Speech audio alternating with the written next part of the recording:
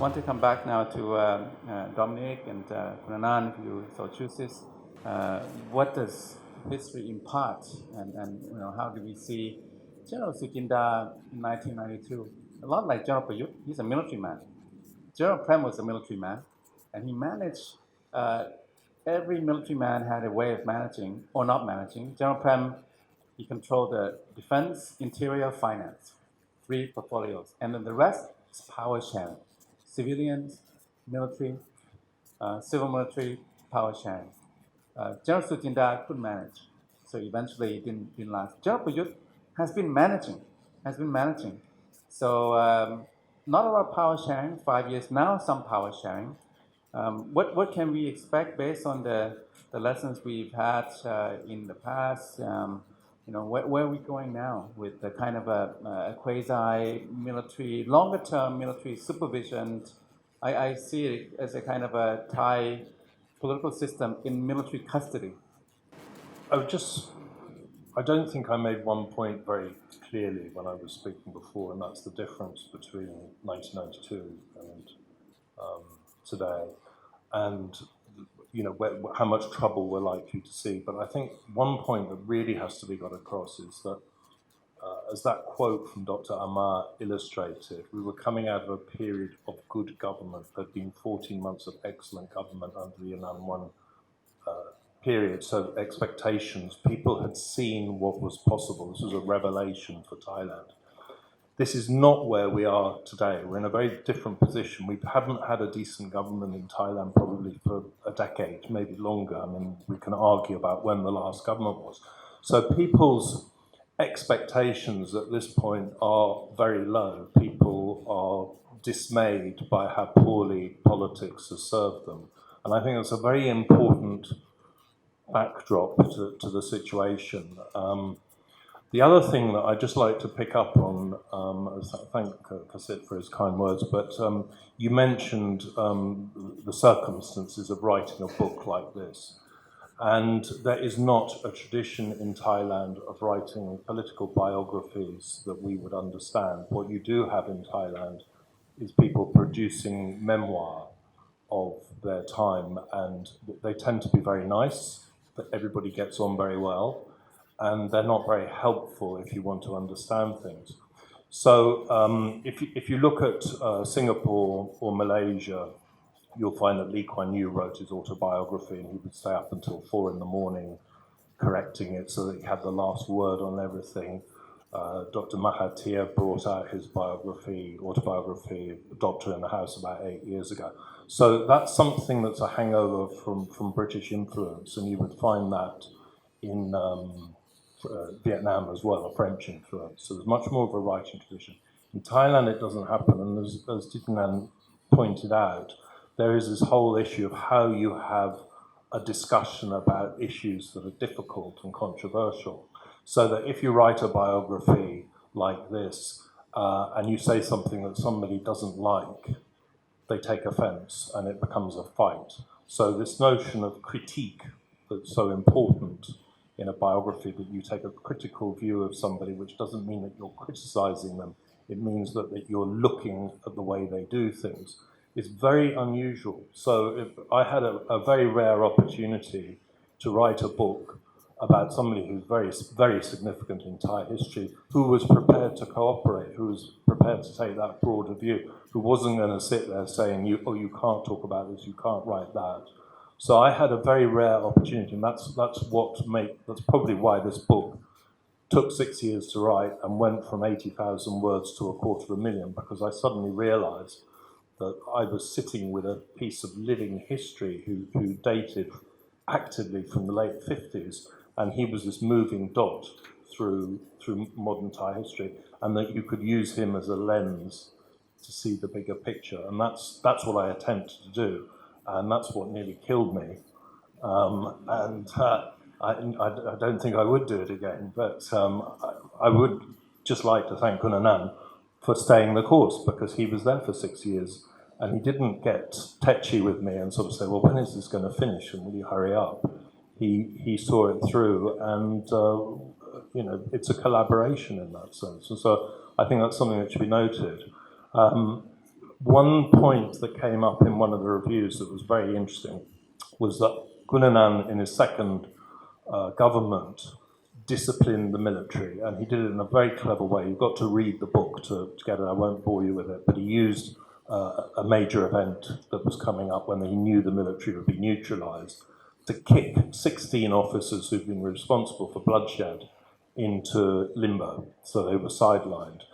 And there was a very interesting review, Kyoto Review of Southeast Asia, Benjamin Zawacki said, you know, the great thing that Anand did not do was prosecute the generals. He had this opportunity and he could have done it. Now, if you read my account of it, which is obviously very much from Anand's perspective, it was, how do I deal with this situation and how far can I go without risking another round of violence, more bloodshed, possibly a coup? So you have Benjamin Zawacki, Amnesty International researcher, a lawyer, taking a very legalistic view of what should have been done. They're guilty, prosecute them. Cunanan taking a very pragmatic view about what's possible within a Thai context. And I think that nuance is very interesting. So when somebody critiques my book and brings up points like that, I think, well done, thank you, because you need to make that point, and it's something that everybody should be debating. And, you know, I hope I've explained what happened, but then it's for other people to read the book and say, well, what does it mean? And what does it teach us? So anyway, I've said enough. Cunanan. Thank you, Dominic. I mean, the issues are very important. Truth and justice, peace and reconciliation after conflict. And that conflict didn't last so long. This conflict now we've had 15 years of it. So, you know, to get to a kind of reconciliation will be pretty difficult. Look, also after Cunanan's time, those two technocratic governments, there was a whole decade of depoliticization of the military. So mid-1990s, late 1990s, General Surayut became army chief in the late 1990s. That was the most reformed military we've had in history. But then, of course, it was re-politicized in 2001, and then here we are with the military government. Cunanan Kap, we have been talking a lot about you, saying things in front of you. Would you like to say anything back?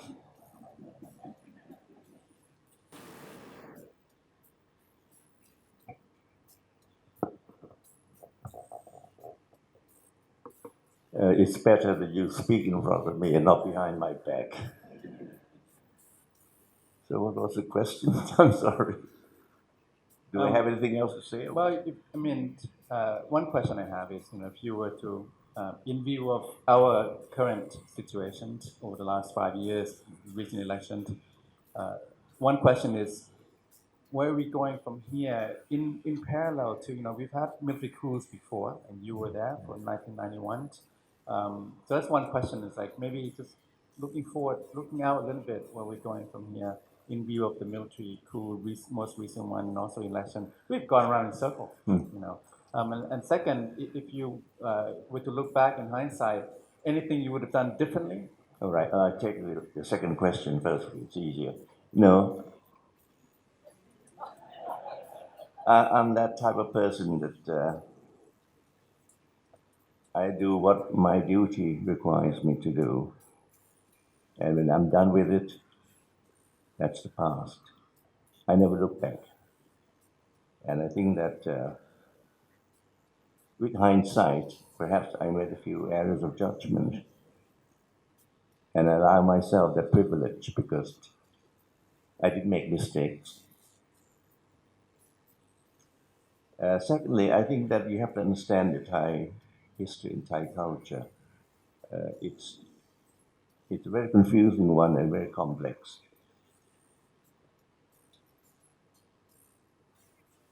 Admittedly, I think that there has been a gradual regression of democracy in Thailand. As you pointed out, when we drafted the constitution in the year 2000, we had 14 years of peace and order. Not order imposed by law or regulation, but peace and stability emanated from people's acceptance of of that type of regime, that type of democracy. It's not by coercion. The trouble with the Thais is that we think that we can govern people's conduct and habits by enacting laws or issuing decrees or regulations. They didn't realize that it's more important to do it on the soft side. It's how to persuade, how to bring your own arguments and your own reasoning and your own logic to the forefront. And politics is not a gambling, it's not a casino, it's not a horse racing. Because if you want to have everything you desire without giving something to your opponents or to your rivals, that's not the basis of democracy. Democracy involves so many aspects of governance, not just writing new constitution or elections or forming a government. To have real democracy, you have to understand the diversity of opinions, the diversity of views, and you have to accept the fact that there are certain things that cannot be changed overnight. Sometimes they may never change because it has more to do with the mindset of the people and the way they were brought up. So never attempt at impossible. But whatever changes you can make, do it. Whatever changes you cannot make right now, be patient. You may not arrive at the day that change everything, but you need to be patient with democracy. And the main thing is you have to know the difference. I think the problems that we face in this country are no different from the problems you face in the States, in Europe, and in every society in the world. I think the advantage that we have in Thailand is that most of our problems are man-made. Whereas most of the problems that exist in the States, in Europe, in a few other places, they were ideological, they were religion, they were cult personality. Those are more difficult to resolve. So basically, I'm an optimistic person. Not that because we are better than the rest of the world, not because that we are cleverer, not because we are better organized or planners. I always claim that the fact that we are an inefficient country, we are not good organizers, we're not good planners, we're not good philosophers, we're not good at thinking. Historically, that is to the advantage of Thailand. Because when we make errors, the damages are not that immense. Had we been more efficient, had we been more effective, had we been more ideological, the damages would be more consequential than the mistakes we made in our history. So I think the lesson I learned from my life history is that, and I'm not saying it because it's been said before, but in real life, you have to look at two sides of the coin. You have to understand human nature. You have to know the limits of our people, the limits of our leaders, be it in politics or commerce or academic. And I think it's what I learned in my lifetime is that I don't think of myself. I get up in the morning, I don't think of myself. I think of the others. Could be my wife, could be my girls, could be my friends, but particularly the downtrodden and the disadvantaged, the left behind.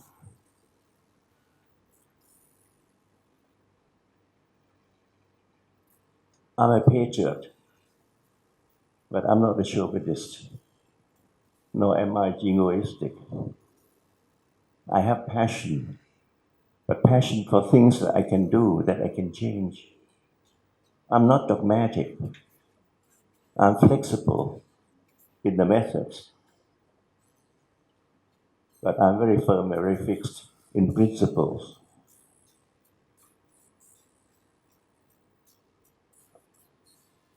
When I have a job to do, I do it diligently and faithfully. Never think of glory, never think of medals, never think of honor.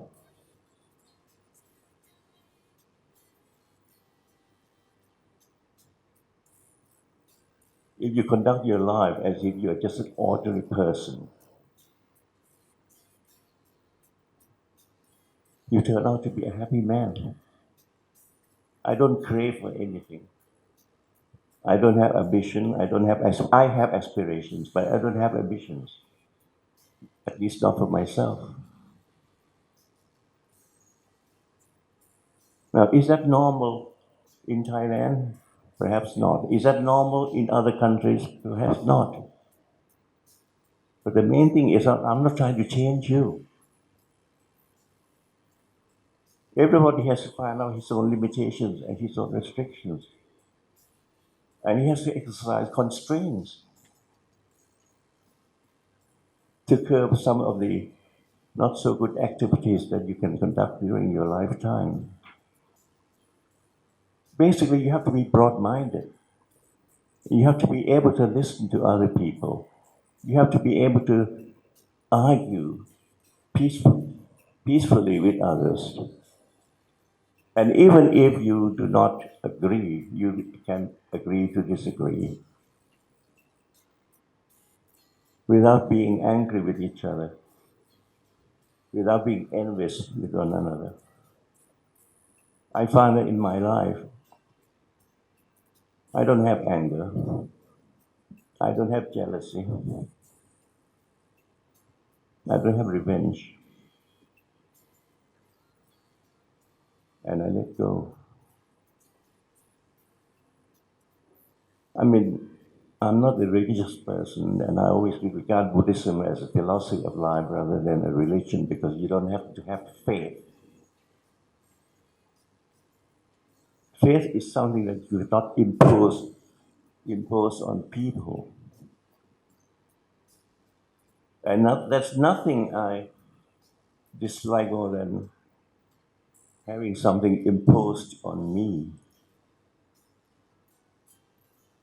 And that's a natural thing. Nobody wants to have things imposed on you. You have to enjoy having dialogue with people. You have to enjoy listening to other people. I told many of my military friends and political friends, the trouble with you people is you talk among yourselves.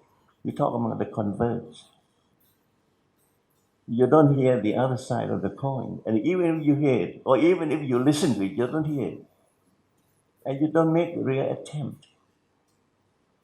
You don't make real attempt to this exercise of reconciliation. How can you have a reconciliation in a society if you don't listen to each other? How can you have reconciliation if you start from being bad or good, right or wrong?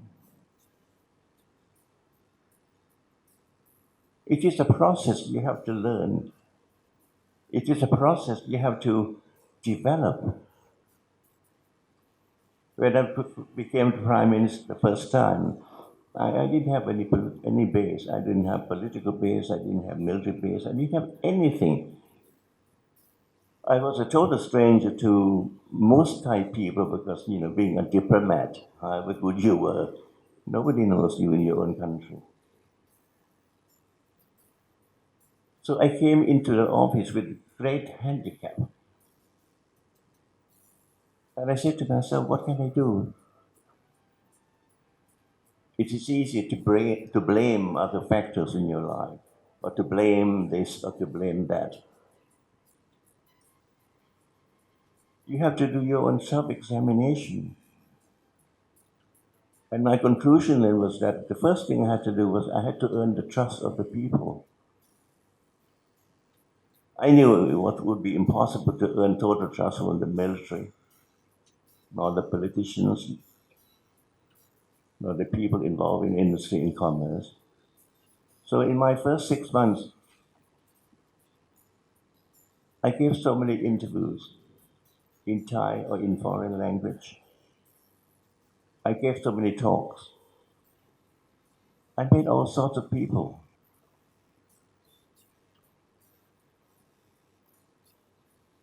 And I told many of my friends in politics and in the military that, there is nothing more precious than earning trust. Because the moment that you gain that, the moment that you persuade the people to have trust in you, the battle is half won. Now, how do you arrive at that particular point? You have to show yourself to be totally honest. Not vocally, but in terms of action. You have to show the people that whatever you do is legitimate and it's for the interest of the people as a whole, not for certain sectors, not for certain groups. You have to show the people that you're fair. And you have to show the people that you're an objective person. In Thailand, everything is personal. And many people feel things subjectively. Don't have any ego. You're no better than the others.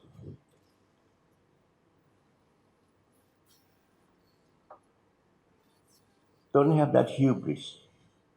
The moment you think that you become a white knight on the horse, the moment you think that you are no better, you can work better, you have that superiority complex. That will be the end. So it is something that we all have to learn in your daily life. If you want to have more friends, you also have to conduct yourself accordingly. If you view people as enemies, you never have a happy life. If you're jealous with people, you envious of people, no.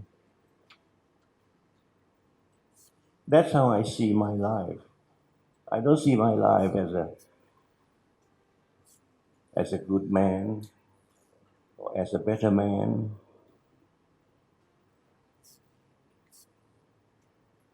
I don't think of myself. And it is something that I learned from my parents, from my headmaster. I'm not a church-going man because I have difficulty in sitting down. Nang papiet, I cannot. My bone structure. I didn't read many Buddhist books in my life. But I'm proud to say that I think the way that I behave, the way that I conduct my life vis-a-vis my family, vis-a-vis the other people, particularly vis-a-vis the disadvantaged people, I live a Buddhist way. And Lord Buddha teaches you that I'm not your God, I'm an ordinary person. You don't have to believe everything I say. You listen carefully, you make your an investigation, and you make up your mind. To me, that is the crux of a happy life. Nothing belongs to you in this world. You don't own anything. The moment you profess ownership of this or that, the moment you profess ownership of politics, you profess ownership of all the good deeds, That's where unhappiness comes about. Detachment, let things go. Because at the end of the day, what's most important in your life is your own health and your family. Nothing else matters. Thank you. These are words of, I think, experience and expertise, but also reflection and wisdom. No names were mentioned, but I think they could be applied broadly, including to the different circles around here, including the government circles. I want to leave a little bit of audience time. I know we're coming up to time, but I'll just take a few minutes if you have any questions or comments from the audience. I know you've sat through a couple of hours now. Would this be unfortunate for Thailand? Seemed to me that we, the Thai people in the past, we think that politics or democracy doesn't matter for Thailand. But now there seems to be a consensus among the people and academics that politics matter for long-term country performance.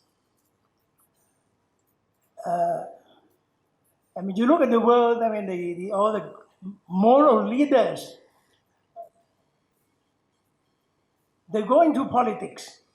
Margaret Thatcher, Mandela, Kanti, Nehru, Lee Kuan Yew. So,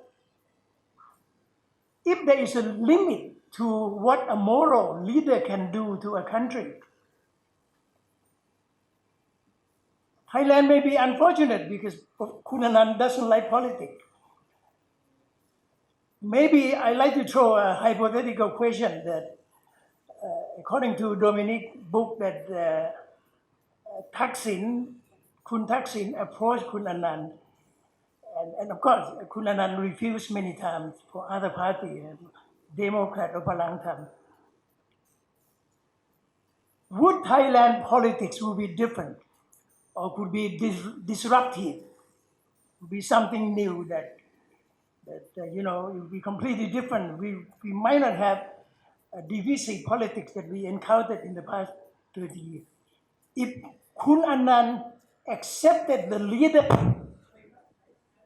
Yesterday, General Prayut was quoted as saying that with only 35 positions in his cabinet, he was worried that he would not be able to satisfy all of the people who might want positions there.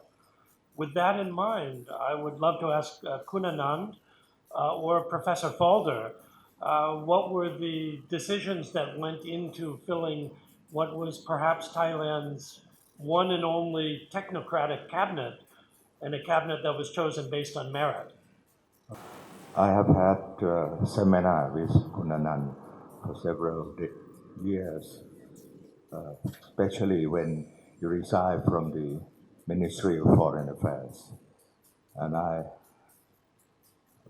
very impressed with his ability.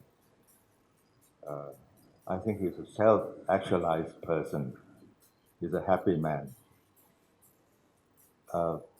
He has several lives. He, as a foreign affairs, he became permanent secretary and ambassador to United States and United Nations. As a businessman, he was a CEO and president of Federation of Thai Industries. And in politics, he was a prime minister. So, but I never treat him as equal. I always regard him as a person with high status. But I would like to say that he's a man of several lives, but he doesn't have several wives. One more piece of information.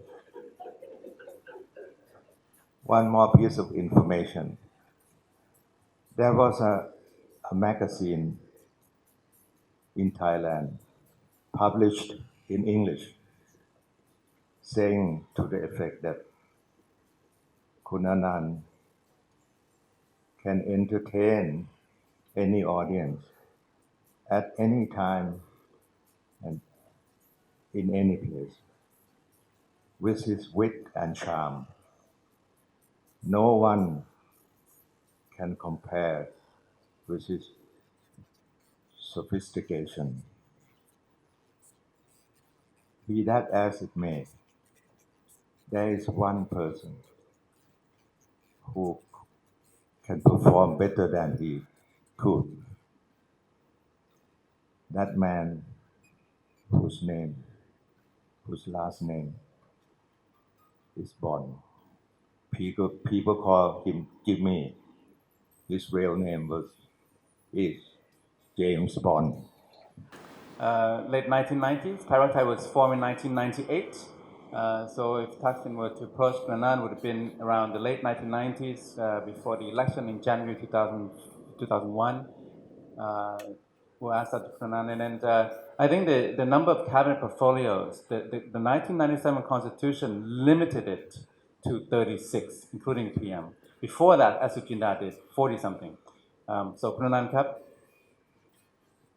I first like to clear up the expression that I do not like politics. No.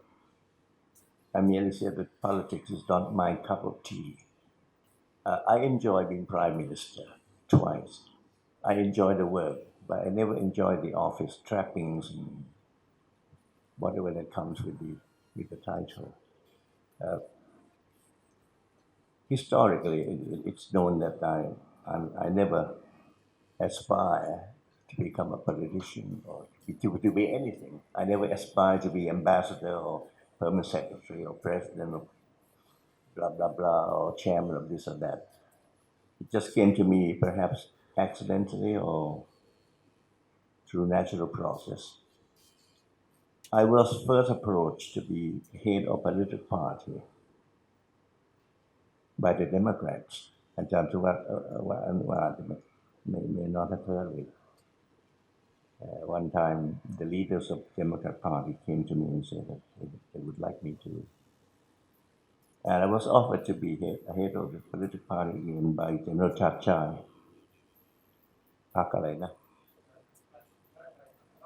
Chapatana. And I was offered to be head of the Palang Tham before the job was offered to Thaksin by Kun Jamlong. And when Kun Jamlong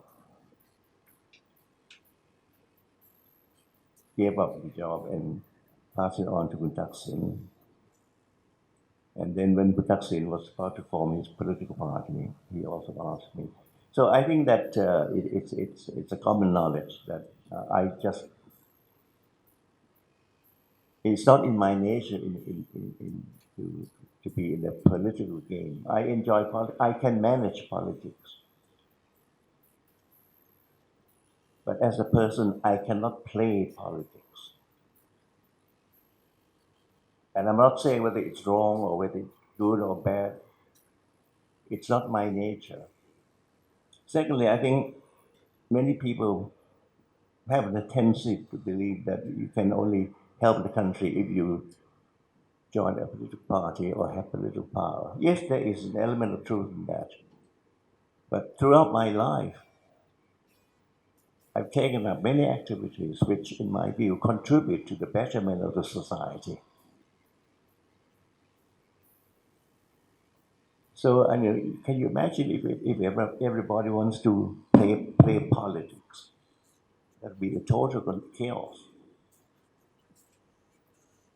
So each man, each woman has certain duties to do, has certain contribution to make to the betterment of the society. Definitely, those who have power and those who have authority would have better opportunities. But I still believe that one of the elements which are missing in Thailand is a consolidation of a civil society. A country cannot be fully democratic unless you have an active and strengthened civil society. And that's what I have been doing the past 30 years. You can say, well, I have not been too successful. Yes, I admit that. But at least I tried. And so long as you keep up that determination, you can have it in the future. I think there's so many things that you can do for your own country in terms of education, for example. I don't believe that the Thais understand the word democracy, to start with. The military definitely do not understand democracy. And you know, I have often said that the unfortunate thing about Thailand is that we have had many chances and many opportunities to better our society, to lay a firm foundation for democracy. But the fact that you're so ignorant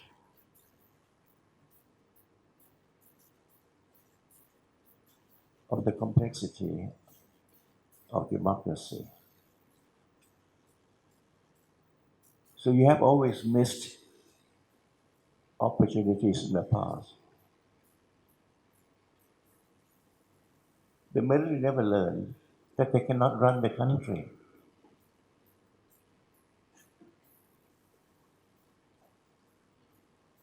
So long as the military believe that they can run the country, you're at the dead end street. Because nobody can dislodge the military from the position of power. And they don't give up their power voluntarily either. Now that doesn't mean that you have to make yourself into an enemy of the army or the military. You have to talk to them.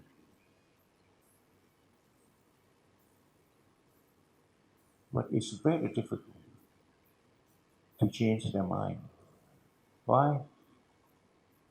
Because they've gone through a certain institution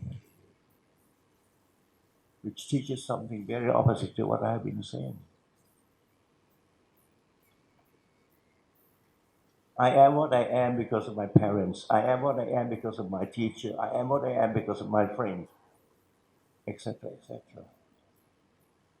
But the moment you go through a certain military institution, before you enter, you were very good. You were very effective. You were common, normal human beings. But once you enter that institution, you form a new mindset. You become totally different in your thinking and your attitude, in your mindset. And throughout your life, you've never been able to shed those shackles, which keep you so narrow-minded, which keep you so inward-looking.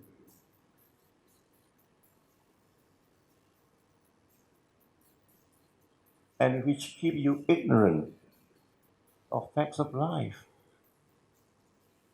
facts of governing, facts of compromises, facts of consensus. So we have difficult problems to resolve in the future. I'm not so concerned about the red or white or blue or whatever, yellow. To me, those are peripheral. The real problem with Thailand is how you change the mindset of the majority of the Thais. And it's happening the same thing. How can you change the mindset of the 40% of people who elect Trump and who will continue to elect Trump? And how do you change the mindset of those extreme rightist parties or groups of people in Italy, in France, in England? Trump regime or the Brexit process. Don't endear people into a democratic system. To me, it's the mindset of people. And that we have seen the beginning of a real decline of democracy, of liberal democracy all over the world. Now, people are not attracted to the authoritarian regime in China or in Korea or whatever. But too many. That's a preferred choice. Because if democracy brings chaos, brings back fighting into the streets, brings petty arguments, brings personal and party interests before interests of the country. That is not something we want to emulate. Winston Churchill said many years ago that democracy is the least bad system of rule. He didn't say it's the best. It is the least bad. And I think, the world is going through a very rough period in the future. It's not only the decline of democracy, it's a decline of religion too, decline of Christianity.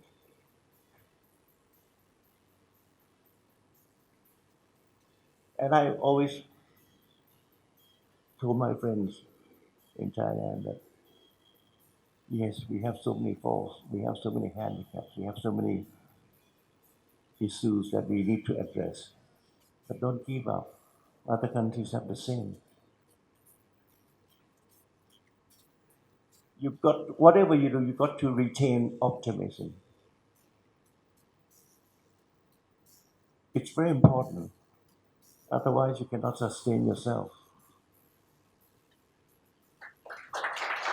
Okay, thank you very much, Anand. I'm sorry that we are over time. I'll just bring this to a close by saying that this has been a calling here for dialogue, conversations, and when rumors come up about the next prime minister in the future, Anand's name still comes up. And if we had a different electoral system, I think we would have to make Anand a minister mentor. Because of his wisdom and experience and what he intends, how he sees Thailand and how it should be. Please join me in thanking Dominic Faulder for launching his book here, Anand for sharing his thoughts and views, also Ambassador Kasit for his remarks. Thank you very much.